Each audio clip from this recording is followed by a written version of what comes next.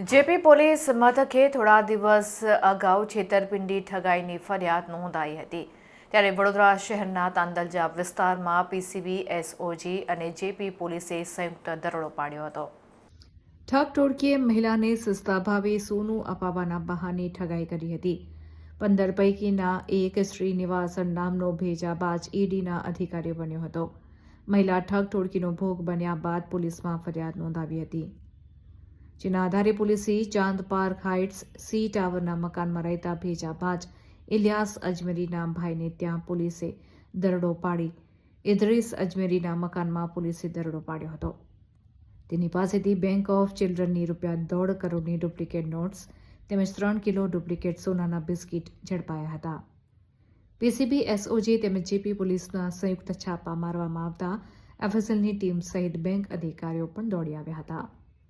Police electric તરાજુ અને ચલણી નોટો ગણવાના મશીન સાથે આવી પહોંચી હતી। પોલીસની રેડથી આજુબાજુના લોકો પણ ચોંકી ઉઠ્યા હતા।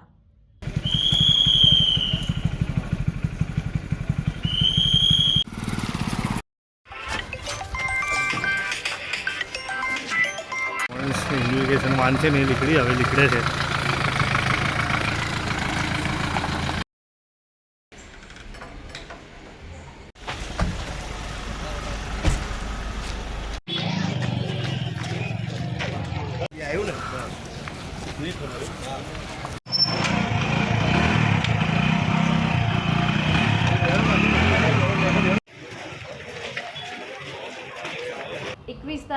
ગત 21 તારીખે જેપી રોડ પોલીસ સ્ટેશનની અંદર આ ગુના દાખલ કરવામાં આવેલો। તો એ ગુનાની જે ઇન્વેસ્ટિગેશન ઓફિસર હોય એ જે આરોપી પકડાયેલા હતા, ચીટિંગનો ગુનો હતો બેઝિકલી।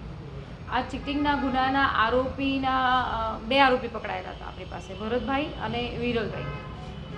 ઉપરાંત બીજા ઘણા બધા અન્ય આરોપી હતા, એમની તપાસ ચાલતી હતી। આના ક્યાં છે એની શોધખોળ દરમિયાન જે લગભગ 7-8 આરોપી હતા એમાંથી રાજવીર પરીખ ઉર્ફે ઇલિયાસ અજમેરી કરીને જે આરોપી છે એની પણ એ મુખ્ય સૂત્રધાર છે। તો એ મુખ્ય સૂત્રધારના ઘરની જડતી ચાલતી હતી, એના પરિવારના માણસોની પૂછપરછ ચાલતી હતી। એ દરમિયાન અમને ધ્યાને આવ્યું કે એણે કોઈક મુદ્દામાલ આ ગુનાને લગતો અથવા તો એની પાસે જે પણ આ બધા જે આ ગુનાહી પ્રવૃત્તિ કરી છે એને લગતી કોઈક એના ડોક્યુમેન્ટ્સ એણે એના ભાઈના ઘરે મોકલ્યા છે। એટલે આ ઇલિયાસ અજમેરી જે મુખ્ય આરોપી છે એનો ભાઈ છે ઇદ્રીસ અજમેરી। એ ઇદ્રીસ અજમેરીના ઘરે આણે જે પણ મુદ્દામાલ સંતાડ્યો હતો જે ગુનાના કામે છે એ પોલીસને ધ્યાને આવતા એના સર્ચ એન્ડ સીઝર ઓપરેશનની અંદર અમારે ધ્યાને આવ્યું।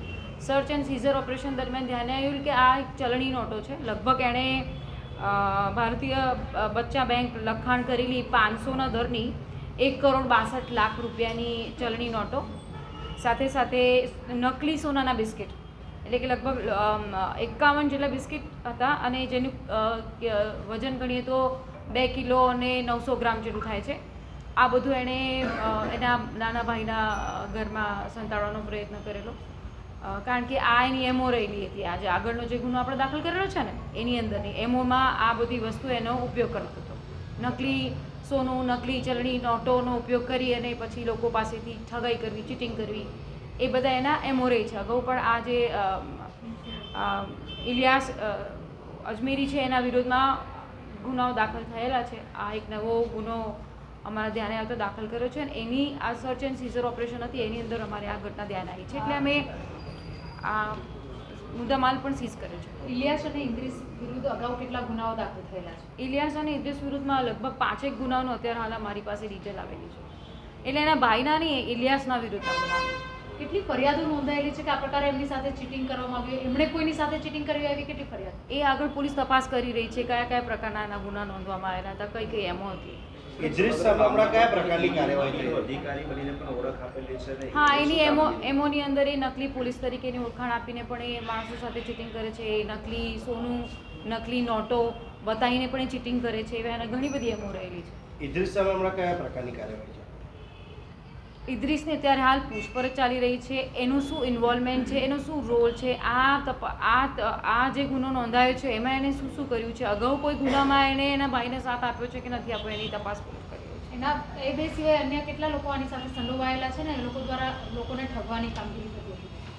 એ બે સિવાય પણ આગળ તો પોલીસ તપાસ કરી રહી છે, કારણ કે આંકડો તો ઘણો મોટો છે. આમાં કેટલા લોકો સંકળાયેલા છે. આગળની જે ગુનાની તપાસ ચાલી છે એમાં અમારી પાસે જે આરોપીનું લિસ્ટ છે એની અંદરના જેમ જેમ નામ ખુલતા જાય એમની તપાસ દરમિયાન જે મળતું જાય છે એના આગળ અમે તપાસ કરી રહ્યા છીએ.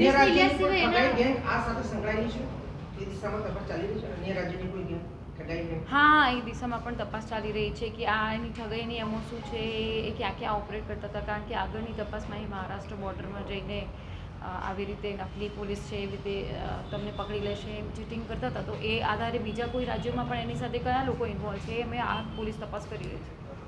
કેટલા લોકો ઠગાઈનો ભોગ બન્યા છે એવું કંઈ સામે આવ્યું?